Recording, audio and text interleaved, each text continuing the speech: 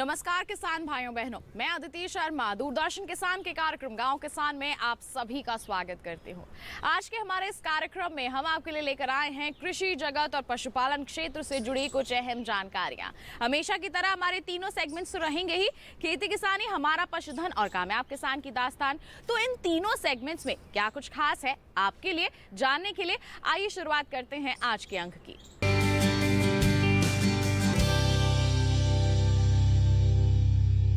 किसान भाइयों बहनों, जैसा कि हमारे पिछले एपिसोड में हमने आपको बताया था कि धान की खेती आप करना चाहते हैं तो खेत की तैयारी आपको किस प्रकार करनी है।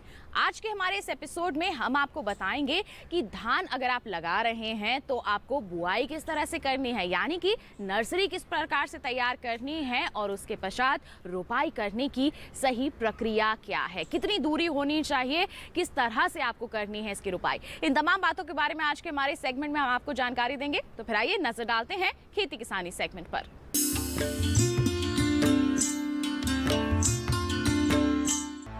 मई और जून माह के दौरान धान की नर्सरी तैयार की जाती है।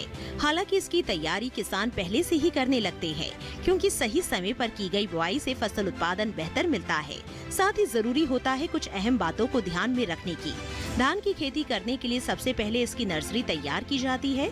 नर्सरी के लिए ऐसे स्थान का चुनाव करें जो कुछ ऊंचाई में हो और जल निकासी की बेहतर व्यवस्था हो सके। इसके बाद गहरी जुताई करके खेत तैयार कर ले। क्यारियों की लंबाई चौड़ाई कितनी हो जानने के लिए लेते हैं विशेषज्ञ की सलाह। बासमती धान की बिजाई के लिए सबसे आवश्यक है कि आप पौधशाला किस तरह से तैयार करें। पौधशाला यानी कि नर्सरी का चयन हमेशा ऊंचे स्थान पर करना चाहिए जहां से पानी की निकासी की जा सके। ये जो आपने नर्सरी के लिए जो चयन किया है, इसको गहरी जुताई आपके करके भुरभुरा बना के और इसमें क्यारियां बनानी लेनी चाहिए। क्यारियां ऐसी बनानी है जो 1.5 से 2 मीटर चौड़ाई हो। लंबाई आपकी कन्वीनियंस से हो सकती है।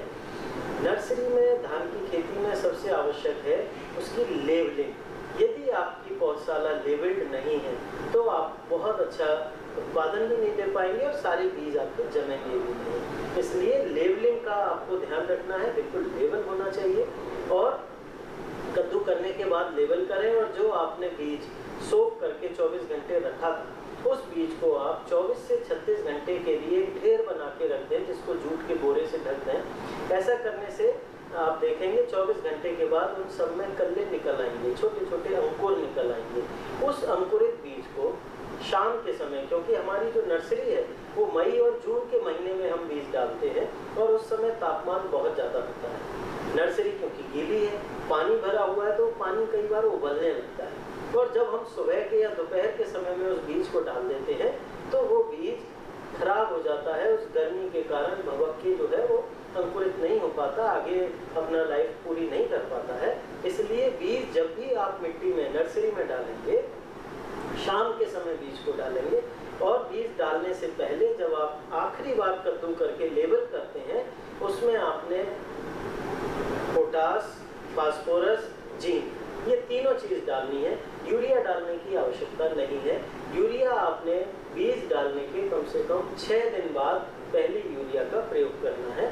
जब आपको खेत में ऐसा नजर आए कि उसका रंग हल्का हो रहा है या जो पत्तियां हैं आप देखेंगे कई बार सफ़ेद हो जाती हैं, वो आयरन की कमी से होती हैं, तो आप आयरन का भी प्रयोग कीजिए। और ऐसा ना हो कि आपने देखा कि वो ऊपर से चौंच सूख रही है या वो पीला पड़ रहा है तो आप कोई दवा डालने लग जाए।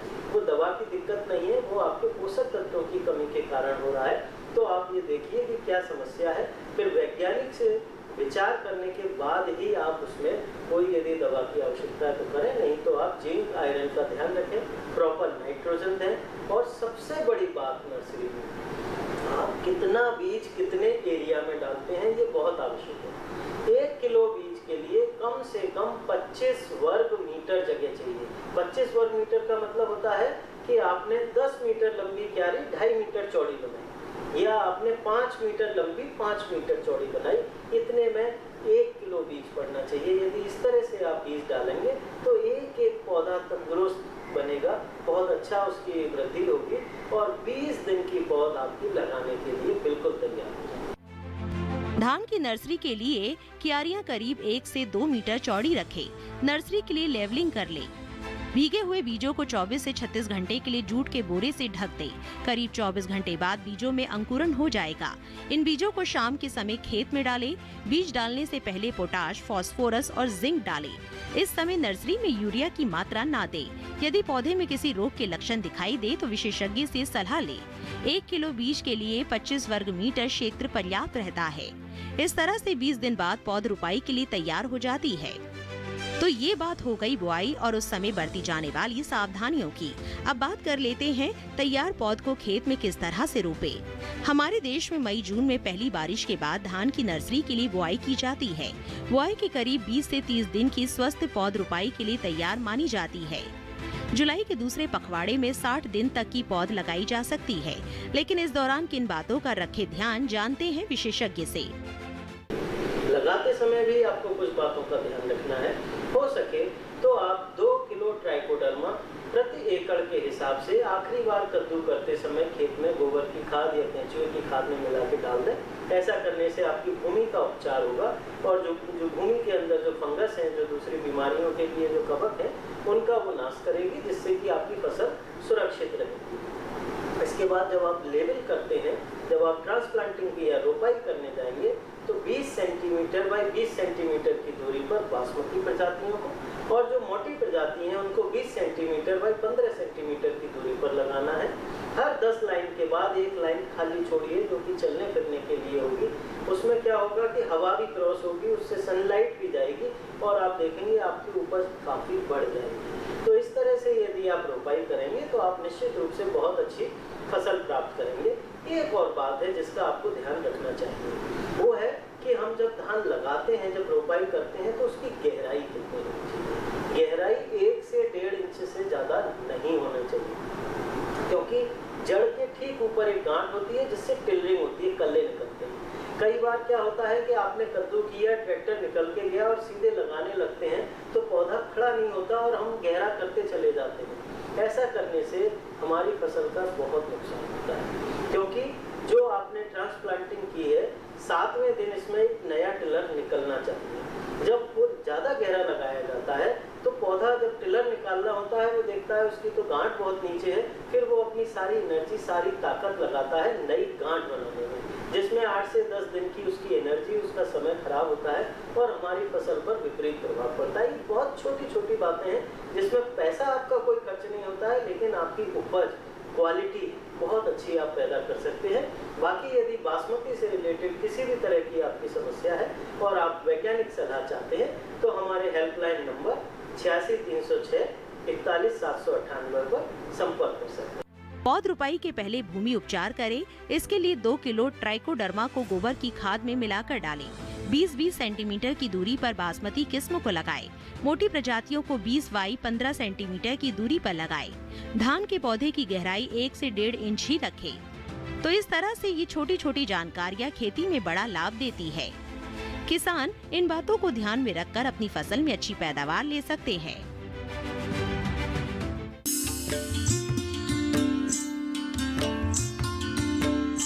किसान भाइयों बहनों, धान की नर्सरी के बारे में आपने जानकारी हासिल कर ली। इसी के साथ बता दें आपको कार्यक्रम में वक्त हो चला है एक छोटे से ब्रेक का। आप कहीं मत जाइए, हम जल्द ही हाजिर होंगे। बने रहिए दूरदर्शन किसान पर, देखते रहिए हमारा कार्यक्रम गांव किसान।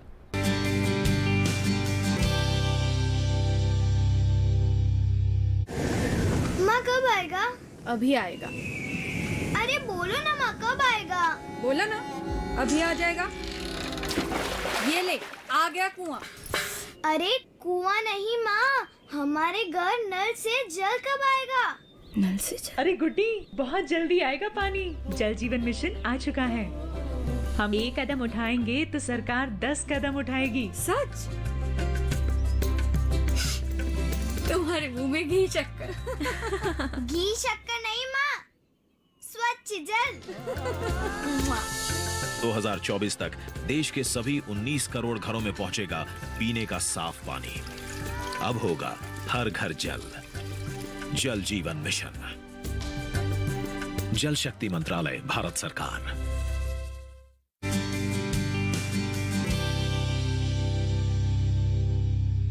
ब्रेक के बाद दूरदर्शन किसान के कार्यक्रम गांव किसान में आप सभी का फिर से स्वागत है। अब कार्यक्रम में वक्त है हमारा पशुधन सेगमेंट पर नजर डालने का, जिसमें हम आपको जानकारी देंगे पशुपालन क्षेत्र से जुड़ी।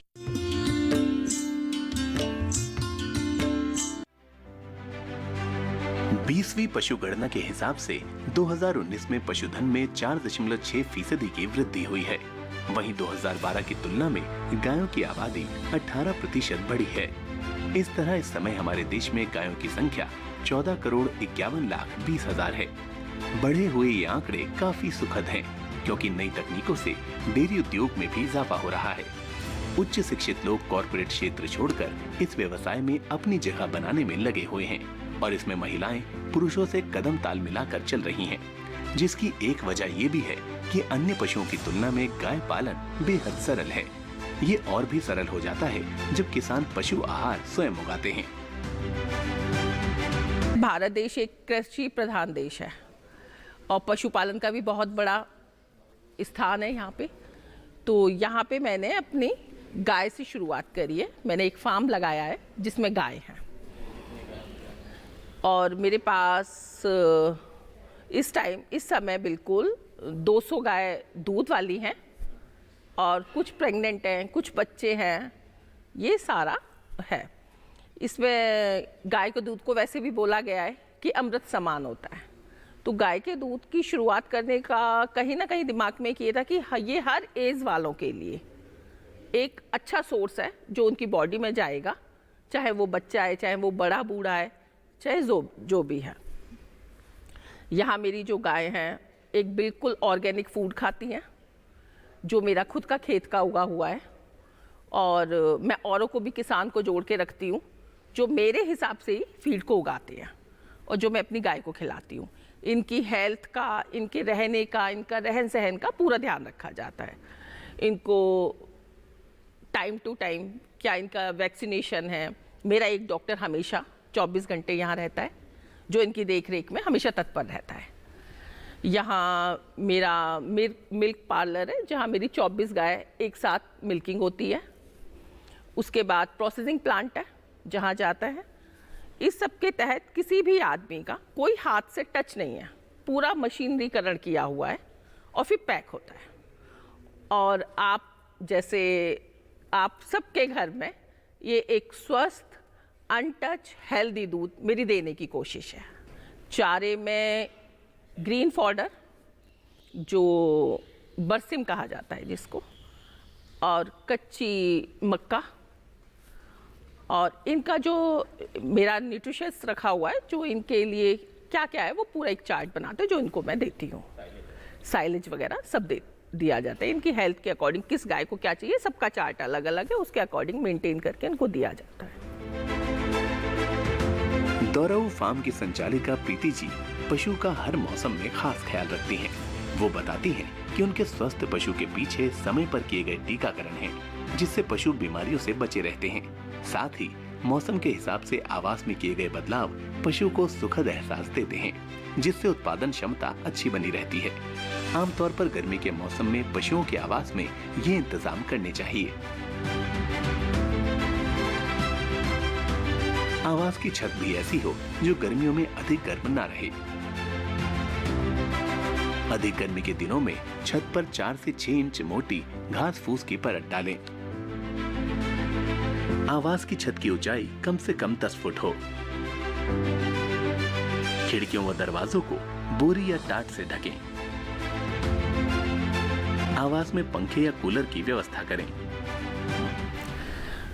गर्मियों में इनके लिए शेड में आप देख भी रहे होंगे फैन लगाए हुए हैं बहुत बड़े बड़े, जगह जगह फाउंटेन, फॉगर, जगह जगह फॉगर भी लगा रखे हैं जो इनको ठंडा रखते हैं। जब पंखे की हवा चलती है फॉगर होते हैं जिससे कि ये इनका जो बॉडी टेम्परेचर है वो हीट ना हो। और सर्दियों में इनका पूरा कवर्ड एरिया में रहते हैं। डेयरी का सुनहरा भविष्य आने वाली नस्ल पर निर्भर करता है, इसीलिए पशुपालकों को चाहिए कि गाभिन पशु का खास ख्याल रखें और अच्छी नस्ल से ही क्रॉस कराएं।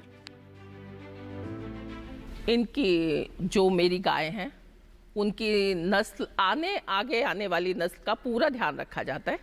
इसके लिए पहले तो माता को ही पहले उनका जो भी पौष्टिक है, जो भी रिच है, जो भी इनका खाना है, ध्यान रखा जाता है, जिससे कि आगे आने वाला बच्चा, जो हम आगे आने वाली नस्ल इनसे तैयार करेंगे, जो दुधारू नस्ल हमारे लिए हो, जो हेल्दी बच्चा हमारे लिए हो। हमारा जो है मेन फोकस जो है, जो हमारी आगे आने वाली नस्ल है, उसके सुधार के लिए पूरा प्रयास है।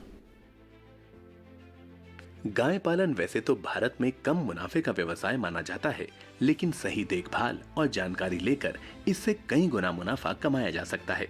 इसके लिए पशुपालन विभाग समय समय पर सही मार्गदर्शन देकर किसानों और पशुपालकों को जागरूक करने का काम कर रहा है।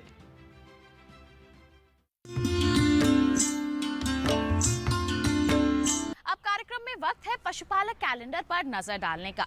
तो इस समय किस तरह से आप अपने पशुओं की बेहतर तरीके से देखभाल कर सकते हैं, जानने के लिए आइए नजर डालें इस माह के पशुपालक कैलेंडर पर। एचएस और बीक्यू टीकाकरण के 10 से 15 दिन पहले सभी पशुओं की डीवॉर्मिंग कर देनी चाहिए। ऐसा करने से टीकाकरण प्रभावी हो जाता है। पशुओं को 50 से 60 ग्राम खनिज मिश्रण एवं 20 ग्राम नमक प्रतिदिन देना चाहिए। गर्मियों के मौसम में लगाई गई ज्वार फसल पशुओं को ना दें, इस समय ये हानिकारक हो सकता है। बरसात के मौसम में हरे चारे की अच्छी पैदावार लेने के लिए ज्वार व मक्का की बुआई करें। हरे चारे की फसल से अधिक उत्पादन लेने के लिए उन्नत किस्म के बीज का प्रयोग करें। जून का महीना काफी गर्म रहता है, इसीलिए पशु के लिए अलग से शेड बनाएं। इस समय पशु को ज्यादा से ज्यादा पानी पिलाएं। अधिक दूध देने वाले पशुओं को तरल कैल्शियम, फास्फोरस की मात्रा 70 से 100 ग्राम प्रतिदिन दें। पशुओं को बाह्य परजीवियों से बचाने के लिए पशु चिकित्सक की सलाह पर दवा का प्रयोग नियमित रूप से करें। यदि पिछले माह भेड़ के ऊन कतरने का कार्य ना किया हो तो इस माह कर लें। किसान भाइयों बहनों, कार्यक्रम में फिलहाल वक्त हो चला है एक और छोटे से ब्रेक का। आप कहीं मत जाइए, हम जल्द ही हाजिर होंगे। बने रहिए दूरदर्शन किसान पर, देखते रहिए हमारा कार्यक्रम गांव किसान।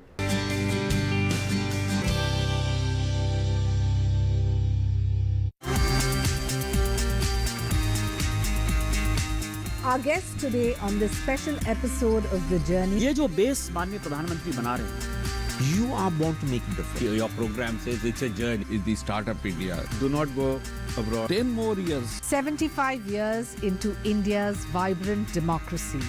This clearly is a story that needs to be unfolded. Please watch The Journey, Indian Parliamentarians in Conversation with Shaina NC.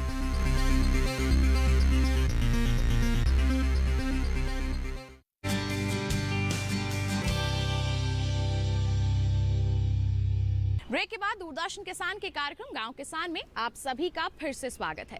अब कार्यक्रम में वक्त है कामयाब किसान की दास्तान का, यानी कि मुलाकात करने का हमारे आज के कामयाब किसान से। बता दें, आज के जो हमारे कामयाब किसान हैं वो कटहल का प्रसंस्करण कर रहे हैं। कटहल से कई तरह के उत्पाद तैयार कर रहे हैं, उनकी बिकवाली करके अच्छी आमदनी भी कमा रहे हैं। अब उन्हें इसका आइडिया कैसे आया, किस तरह से उन्होंने शुरुआत की, आइए उन्हीं से जानते हैं।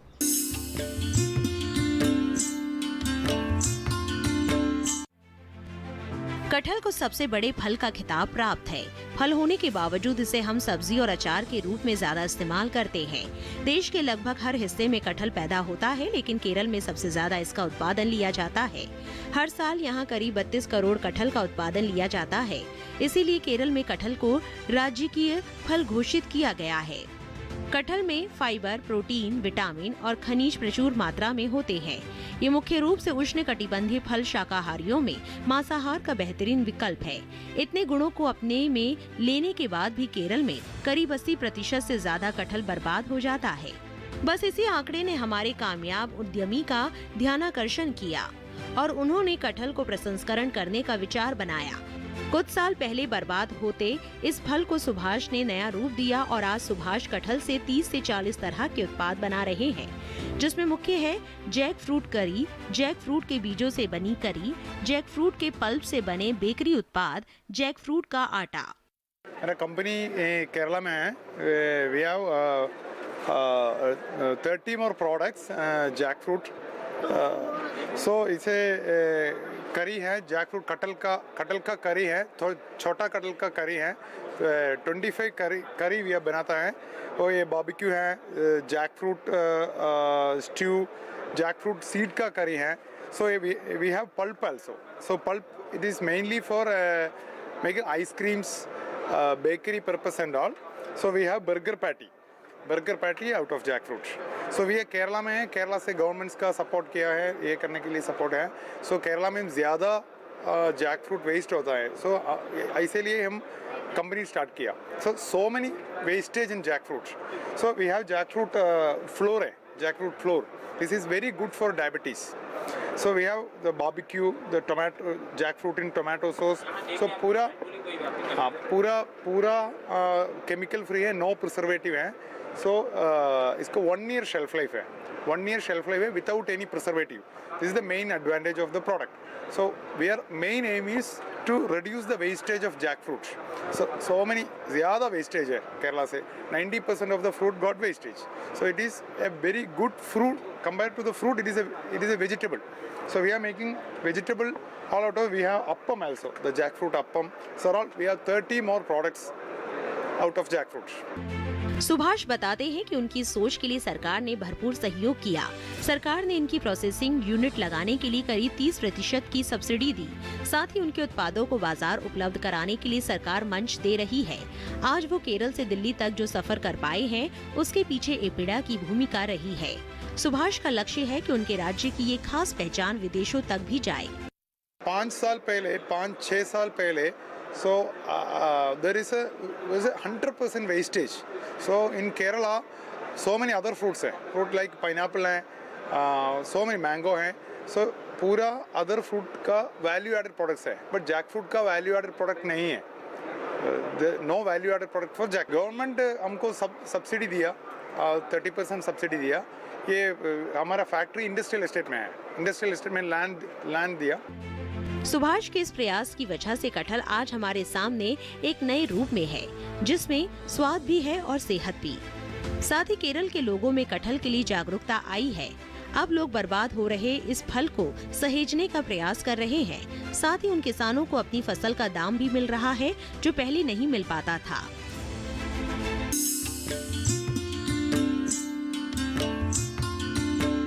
ये थे हमारे आज के कामयाब किसान। उम्मीद करते हैं कि इनकी कामयाबी को देखकर आप भी खेती किसानी के क्षेत्र में निश्चित तौर पर कुछ अलग करेंगे और आर्थिक रूप से सशक्त होंगे। तो किसान भाइयों बहनों, ये था हमारा आज का कार्यक्रम गांव के साथ। चलते चलते एक विशेष जानकारी आपको दे दें कि आप हमारा ये कार्यक्रम दोबारा देख सकते हैं यूट्यूब चैनल पर। टीवी स्क्रीन पर दिखाए जा रहे QR कोड को स्कैन कीजिए, सीधा पहुंचेंगे हमारे यूट्यूब चैनल पर। दोबारा हमारा ये कार्यक्रम देखकर आप तमाम जानकारियां पुनः हासिल कर सकते हैं। इसी के साथ हमें दीजिए इजाजत। आप बने रहिए दूरदर्शन किसान पर। नमस्कार।